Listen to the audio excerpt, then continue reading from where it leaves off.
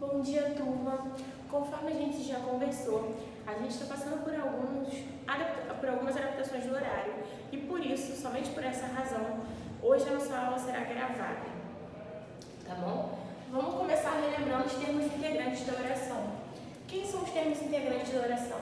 O complemento nominal, o complemento verbal, o adjunto adnominal, são aqueles termos que vão complementar o que a gente conhece como sujeito, predicado e objeto.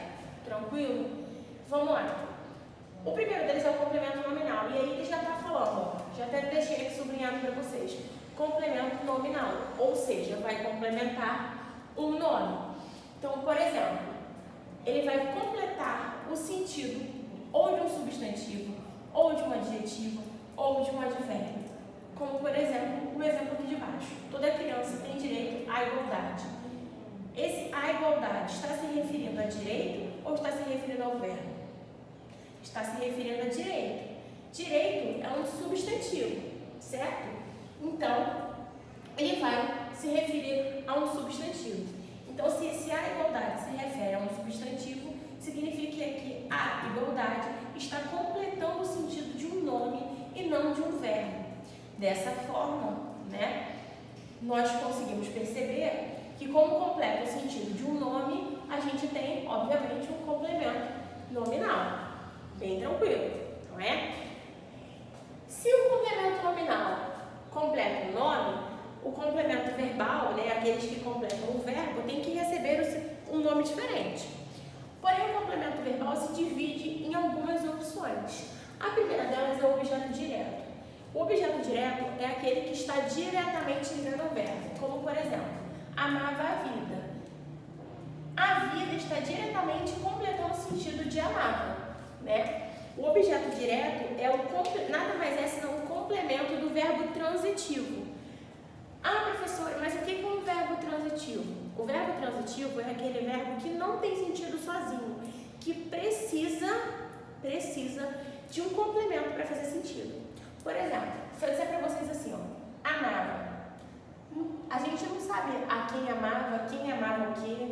A gente precisa de um complemento para que esse amava faça sentido. E aí, quando esse complemento está diretamente ligado ao verbo, ou seja, não tem entre o complemento e o verbo uma preposição que faça uma ligação, a gente chama esse complemento de objeto direto. Professora, mas como é que eu vou saber que esse objeto... Como é que eu vou saber se esse objeto é direto ou indireto? Simples, você vai perguntar para o verbo e o próprio verbo vai te responder se tem uma preposição ou se não tem preposição nenhuma. Por exemplo, amava a vida. Amava, quem ama alguma coisa ou ama alguém. Então não tem preposição, o verbo não te responde com uma preposição. Se o verbo não te responde com uma preposição, esse objeto vai estar diretamente ligado aqui. Então teremos um objeto direto. Porém, como em português, tudo parece um videogame e assim, desta forma, a gente acaba tendo que subir de nível. A gente tem um objeto direto preposicionado. Professor, o que é um objeto direto preposicionado? Quando nós temos verbos que vão exprimir, que vão falar sobre sentimentos, ou quando a gente não quer deixar nenhuma ambiguidade, nenhum duplo sentido na frase, ou quando a gente tem um verbo que é regido por um pronome tônico, um pronome pessoal tônico, a gente pode fazer o uso de um objeto direto preposicionado. Vou explicar para vocês no exemplo como que isso funciona.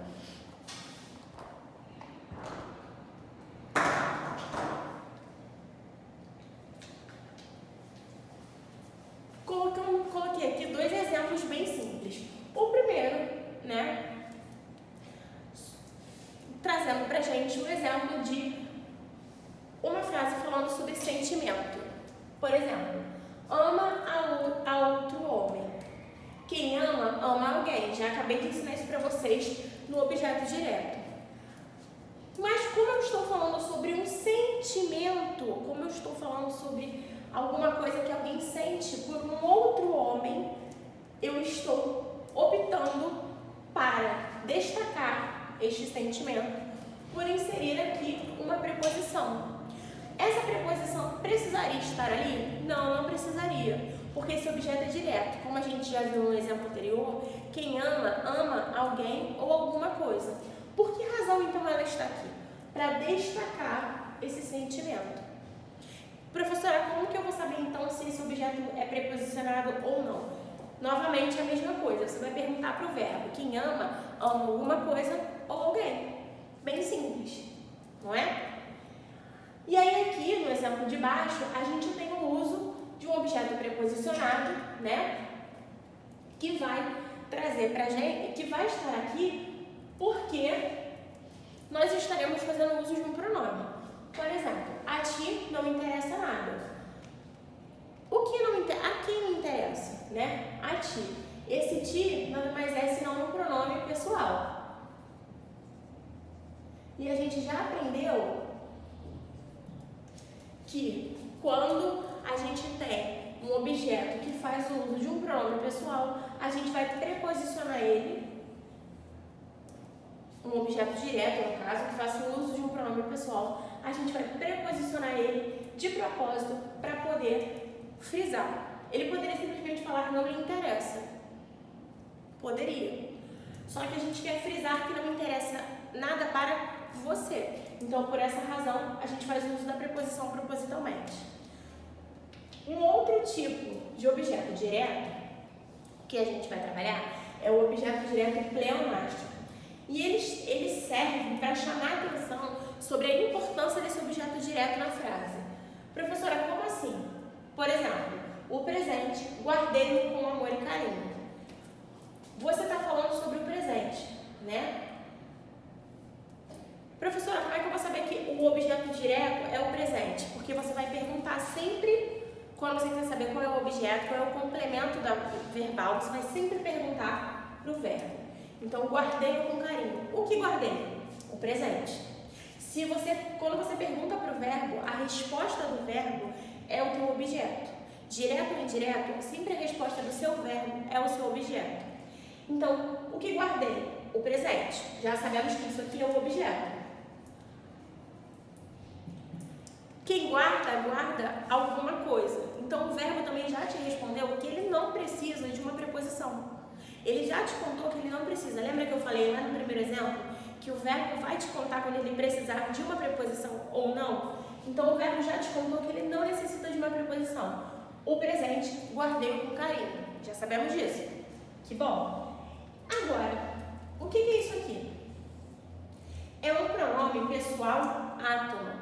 Lembra? As, os. É um pronome pessoal átono. E para que serve esse o aqui? Para retomar e frisar esse objeto. Se ele retoma um objeto que já está presente, a gente aprendeu que em língua portuguesa, quando a gente fala duas vezes a mesma coisa, que a gente está cometendo uma coisa que chama pleonasmo. Que pleonasmo é falar mais do que uma vez sobre uma coisa. E isso, então, pode ser considerado um objeto direto pleonástico. Por que pleonástico? Porque a gente já tem um objeto direto aqui, a gente já sabe que ele é direto porque perguntou para o verbo e está retomando o objeto novamente aqui com um pronome, para frisar a importância desse objeto. Até aí, ok? Beleza? Se vocês tiverem dúvidas, vocês podem me mandar, fiquem à vontade. E aí, até aqui a gente viu e aprendeu sobre o complemento nominal e sobre a primeira parte do complemento verbal, que são os objetos diretos. Agora aqui a gente vai aprender sobre o objeto indireto. O que é um objeto indireto? O objeto indireto é aquele que está indiretamente ligado ao verbo. E eu já ensinei para vocês, desde lá do objeto direto, que você consegue saber se ele é direto ou indireto quando você questiona o verbo. Quando você pergunta para o verbo como que vai funcionar esse complemento. Por exemplo, todos gostavam de ambos. O verbo é gostar, certo? Então, o verbo aqui é gostar.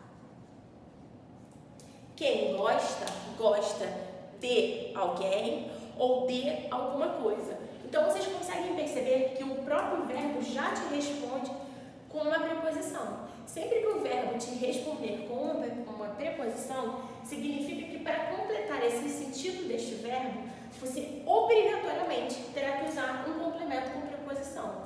E esse complemento com preposição recebe na língua portuguesa, um nome de objeto indireto. Então, objeto indireto nada mais é senão um complemento com preposição. Tá aí, ok? E da mesma forma que a gente tem o objeto direto pleonástico, a gente vai ter o objeto indireto pleonástico, que da mesma forma que o que eu já expliquei anteriormente, ele vai servir para destacar esse objeto indireto, para retomar um pensamento feito por esse objeto indireto, né? Só que aqui ele vai ser sempre feito por um pronome pessoal átono. Quando a gente fala de objeto direto pleonástico, vai ser sempre feito por um pronome pessoal átono, que é o exemplo de o, que é o exemplo de a, né? Mas quando a gente está falando de objeto indireto pleonástico, ele vai ser sempre, né, utilizado ou por um pronome átono, da mesma forma que o objeto direto, ou através de um pronome oblíquo, a mim, contigo, comigo, consigo, sempre vai ser um dos dois. Então, mas professora, como é que eu vou saber se o objeto é direto ou indireto, né? Se o objeto é direto pleonástico ou é indireto pleonástico, se os dois vão fazer o uso do pronome átono. Simples, já te ensinei a técnica desde lá de cima, ó, desde lá do início da explicação. Você vai perguntar para o verbo. O verbo vai te dizer se o objeto é direto ou indireto. Como assim? A mim ensinou-me tudo o que sei. Qual é o verbo? Primeira coisa que você tem que fazer para identificar a frase, para você identificar o tipo de complemento da frase. Achamos o verbo. O verbo é ensinou. Quem ensina, ensina alguma coisa a alguém. Percebe que o verbo já te respondeu com a preposição, conforme eu ensinei para vocês saberem se o objeto é direto ou indireto. Então você já sabe que se o verbo te respondeu com uma preposição, que esse verbo vai precisar de um complemento indireto. Vai precisar de um objeto indireto para estar aqui. Certo? Então, se a gente precisa de um objeto indireto, obviamente, a gente já sabe que este vai ser o verbo que vai ter preposição. Agora aqui ele te diz, a mim ensinou-me tudo o que sei. Você vai continuar perguntando para o verbo. A mim ensinou a quem? A mim. Certo? E aí você percebe, se a mim completa o sentido de ensinou, você sabe que a mim é o objeto indireto. Porque os objetos são as palavras ou expressões que vão completar o sentido do verbo. Certo? Agora, a mim ensinou-me tudo que eu sei. Percebe que esse me, ele está fazendo referência não ao restante da frase, mas sim novamente ao objeto. Ele está retomando o que o objeto te disse. Então, se ele retoma o objeto, significa que ele também faz parte desse objeto, mesmo estando depois do verbo. Então, se ele faz parte desse objeto e ele repete a mesma coisa do objeto, só que depois do verbo, a gente pode dizer que este também é um objeto. Então, a gente pode considerar que isso aqui é um objeto indireto pleonástico. Bem tranquilo de aprender. Se vocês tiverem alguma dúvida, vocês podem ficar à vontade para virem tirá-la comigo, tá bom? Eu acredito que tenha sido bem tranquilo. A gente vai fazer uns exercícios para colocar todos esses conhecimentos em prática nas próximas aulas, tá bom? Então, até a próxima aula. Fiquem bem e se cuidem.